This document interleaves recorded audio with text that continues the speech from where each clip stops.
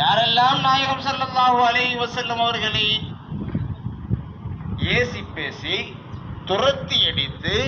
கொலை செய்ய முயன்று அதற்குரிய திட்டம் தீட்டினார்களோ அத்தனை பேரும்